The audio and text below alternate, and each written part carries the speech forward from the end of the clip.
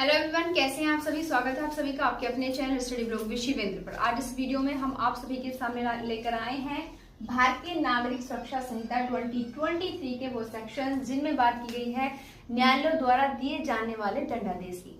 तो ये शुरुआत करते हैं सेक्शन 22 बीएनएस का। सेक्शन 22 एंड सेक्शन 23 जो है, ये दोनों सेक्शंस न्यायालयों द्वारा दिए जाने वाले दंडों की बात करते हैं। बट इस वीडियो में हम बीएनएसएस के साथ साथ ही सीआरपीसी के सेक्शंस को भी कंपैरिजन करके चलेंगे। तो सेक्शन 22 जो बात करता है बीएनएसएस का, वो चीजें आपको सीआरपीसी में सेक्शन 28 में, एंड बीएनएसएस का सेक्शन 23 जो बात करता है वो सीआरपीसी के सेक्शन 29 में चीजें दी हुई थी। तो सेक्शन 22 बीएनएसएस का जो है वो बात करता है कि high court and court of session और अपर सेशन न्यायालय जो है वो कितना दंडादेश दे सकते हैं। तो ध्यान रखिएगा, हाई कोर्ट जो है विधि द्वारा प्राधिकृत कोई भी दंड दे सकता है, यानी कि मृत्यु दंडादेश तक भी दे सकता है और उसे किसी से पुष्टि कराने की आवश्यकता नहीं होती। सेशन कोर्ट और अपर सेशन कोर्ट भी जो है विधि द्वारा प्राधिकृत कोई भी दंडादेश दे सकते हैं। बट यहाँ पर एक कंडीशन है। कंडीशन क्या है कि इनके द्वारा जो दंडादेश दिया जाता है उसकी पुष्टि करानी होगी, उसको कंफर्म कराना होगा। किससे कंफर्म कराना होगा? यहाँ पर हाई कोर्ट से। जी हाँ, हाई कोर्ट से कंफर्मेशन कराना होता है सेशन कोर्ट और अपर सेशन कोर्ट को के द्वारा अगर कोई दंडादेश दिया जाता है। अब अगर हम बात करें बीएनएसएस की, तो बीएनएसएस में कहाँ प्रोविजन है? चैप्टर 30 में मिलेगा आपको पढ़ने के लिए, और सेक्शन 407 से 412 तक।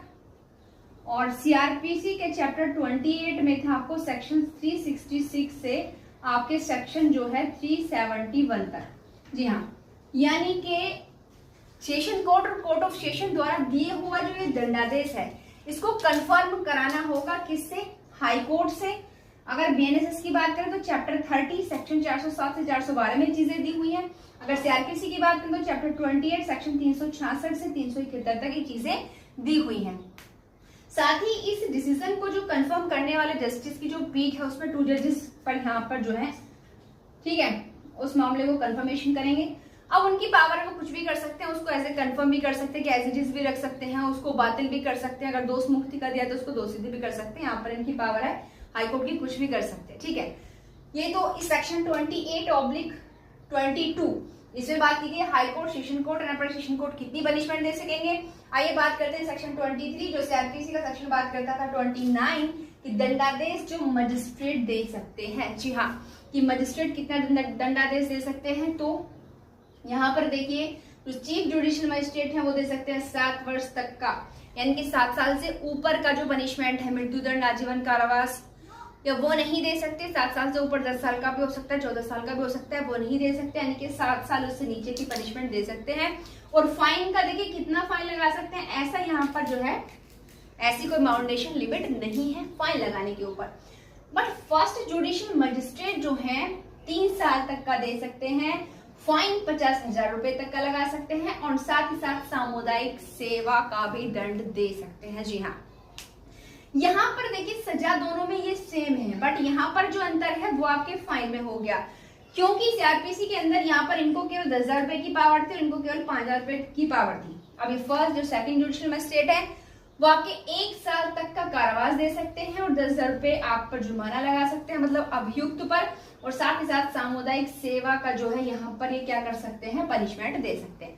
अब देखिए सामुदायिक सेवा होती क्या है, जैसा हम आपको बता दें बीएनएस भारतीय न्याय संहिता जो आपके किसकी जगह ली है, जिसने इंडियन पेनल कोड की, उसका सेक्शन 4 जो है 6 प्रकार के पनिशमेंट की बात करता है, जिसमें सामुदायिक सेवा को दंड के प्रकार के रूप में रखा गया है। बट भारतीय न्याय संहिता के अंदर सामुदायिक सेवा होती क्या है इसको परिभाषित नहीं किया गया।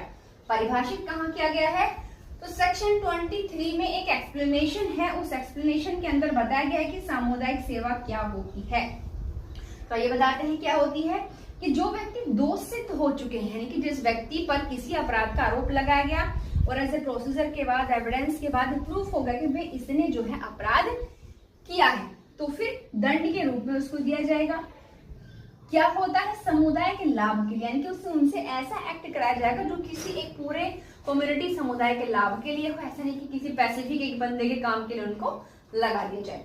और बिना पारिश्रमिक। भाई यही तो उनका दंड होगा ना कि भाई आपने ये अपराध किया है, तो अब आपको क्या दिया जाएगा, सामुदायिक सेवा करो, जिसमें आपको कोई पैसा नहीं मिलेगा। मोस्टली अगर हम सिंपल वे में देखें, जिन लोगों ने कोई मतलब अपराध नहीं किया, सिंपली उनसे कोई व्यक्ति जो है काम करा के फ्री में, तो उसे कहते हैं बेगार।